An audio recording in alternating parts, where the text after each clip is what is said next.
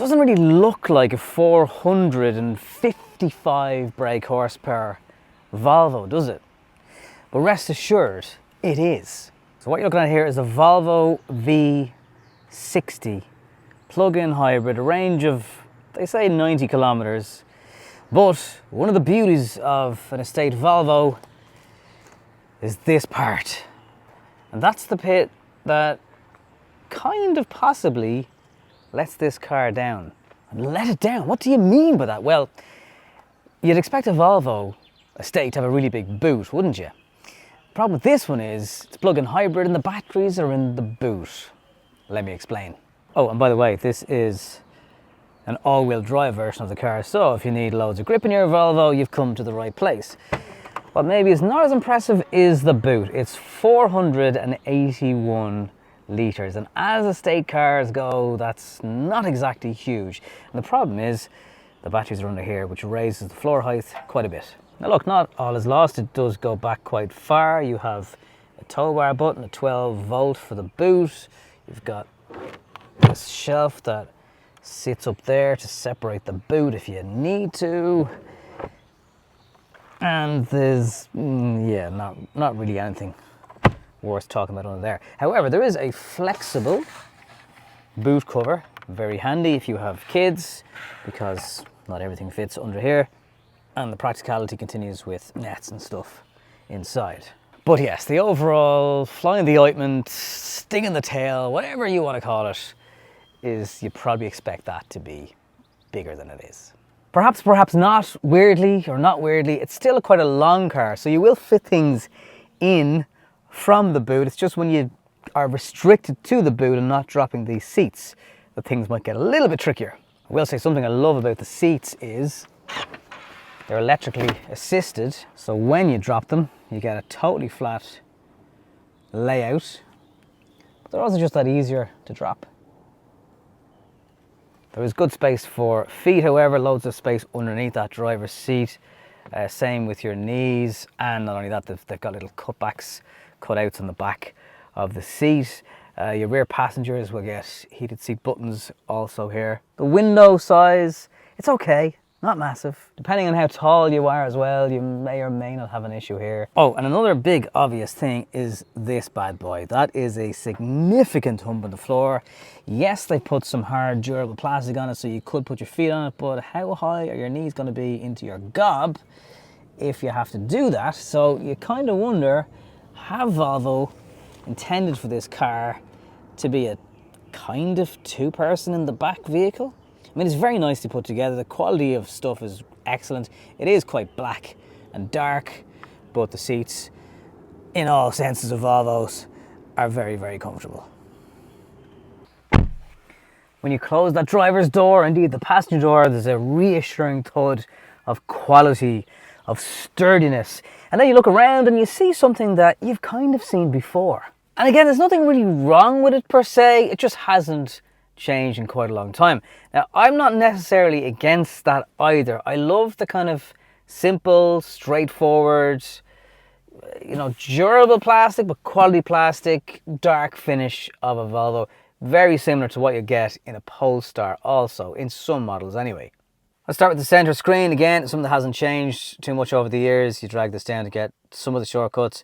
More of the shortcuts are in here. Your owner's manual is also in a digital version, so you can find out anything you kind of need to know pretty quickly, and you can search for it with a bar. The reversing camera is pretty good. However, you only get half the screen and it's quite restricted here. It should, in theory, give you more view here, so you can now look at it from different angles, side angles, and for parking it should make things quite easy. It's all then riding on this center button here. That kind of covers every shortcut you need. Tap that, brings you back into your shortcuts. Your maps are the Google-based system, so pretty handy, real-time traffic. This jog wheel does everything for volume and stuff like that. This is how you start the car, just a twist of this, cover this out of the way if you wish. And for those that need extra space, there is an armrest under here, but that's it. Down below is gone. Same with the driver instruments, nothing we haven't seen before. Very simple. You get your maps in the middle if you wish. If you don't, you can turn it off and it displays what gear you're in and your speed. And really that's it. I mean, you can pull up an option to see some of your fuel consumption figures, but it's either off or on. That's it. Climate control is always down the bottom here, and then for the full menu, you open this part of it and you can do more things, set the intensity of it. But no matter what you're doing, you'll always have access to your climate and your heated seats and your heated steering wheel down here. This is the setting that I just don't seem to be able to find.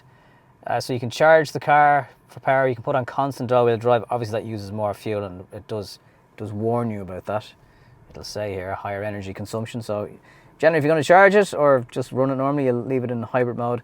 But yeah, there's nothing for turning off the beeps. There's even a creep mode if you're a creep, or you've ever been called one. Oh, and they still give you the Swedish flag, even though it's perhaps not as Swedish as it once was.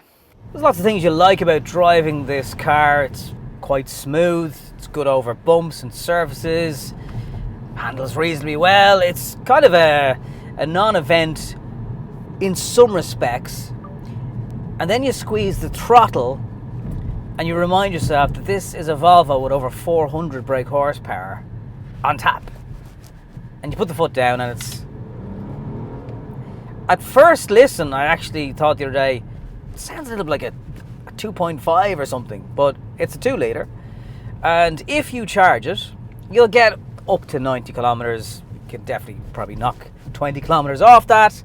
Nonetheless, it's still a car that is going to be very, very frugal to run if you charge it. And if you do that, Volvo say you'll get 0.8 litres per 100 kilometers, which is very good. If you don't charge it, you're going to be anywhere between 7 and maybe 14 litres per 100 kilometers. So it's a thirsty baby if you don't plug it in. You're probably aware, but if you're not, EU regs state that new cars now have to have a speed monitor system that will beep at you constantly, and anytime you go over the speed limit and back under it again and over it again by 1 kilometre an hour, it will beep. Most of them can be turned off. It's a Volvo, so as far as I can tell, and I've spent days poking around with the screen, you can't. What it is more tolerant of 2 kilometers over, back down again, 1 kilometer under, 1 kilometer over. It won't beep. But taking a 60 kilometer an hour, if you momentarily do 63 instead of 60, it's just going to keep beeping at you. And yeah, it's kind of annoying. You can charge it while you're driving, so if you want to use the petrol engine to put some electric range in, you can. There is a B mode that you pop down that will give you some regen braking. But genuinely, when you have a bit of charge and the petrol engine, it is really, really quick. And you can see why the police in the UK would use cars like this. Now, the hybridness, if you're on a chase or something, or motorway driving, that hybrid range is not going to last you very long. But even without some battery, it's still a quick car. It drives quite like a lot of Volvos. Predictable, sturdy, quick, very quick, and decent handling. But nothing massively remarkable all the same. But because this is a lower down car, not a big, heavy SUV that's rolling into the corners, it's quite good to drive. So all in all, good bit of power for when you need it. I think that would kind of maintain your happiness and the fun element of driving it. And then when you're not, it's cheap to run and very easy to live with, good road manners, relatively easy to park with all the camera aids that are on it.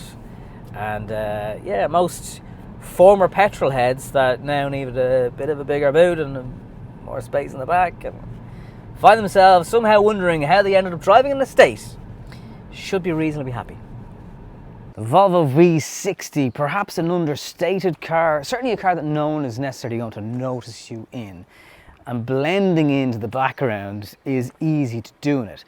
This version is 66, pretty much a €10,000 extra. You'll get a few different things like a glass roof, but you kind of be looking at your 10 grand for a lot. I would just get a standard car at €66,000 and be done with it. But there is something uber cool about a Volvo, especially a Volvo Estate.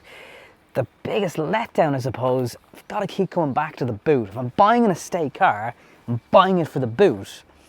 And this is an area where the plug-in hybrid version of the V60 just falls a little bit short. Thank you very much for watching this video review of the newest Volvo V60. What do you think of the car? Plenty of space down below for comments. You might like the video and consider subscribing to the channel if you're not already doing so. Talk to you on the next one.